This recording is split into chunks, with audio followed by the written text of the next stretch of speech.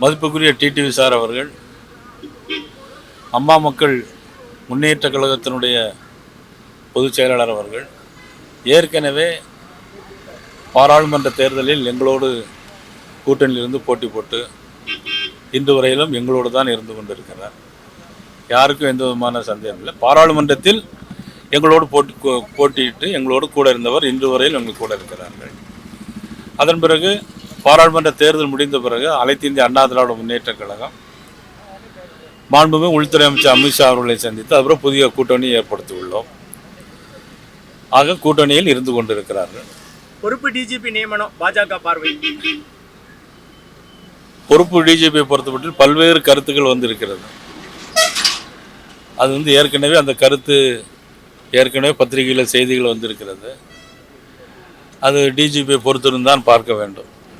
பல லட்சம் கோடிகளை வெளிநாட்டு பயணத்திலிருந்து கொண்டு வருவேன்னு சொல்லியிருக்காங்க தமிழக முதல்வர் மு க ஸ்டாலின்.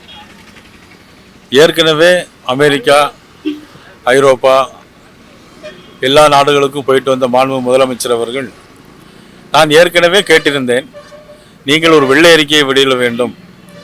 இதுவரையிலும் எந்தெந்த தொழிற்சாலும் வந்திருக்கிறது, இதெல்லாம் எம்ஓயு போட்டு கைவிட்டு போயிருக்கிறது என்பது ஒரு வெள்ளை அறிக்கை விட வேண்டும் என்று சொல்லியிருக்கிறேன்.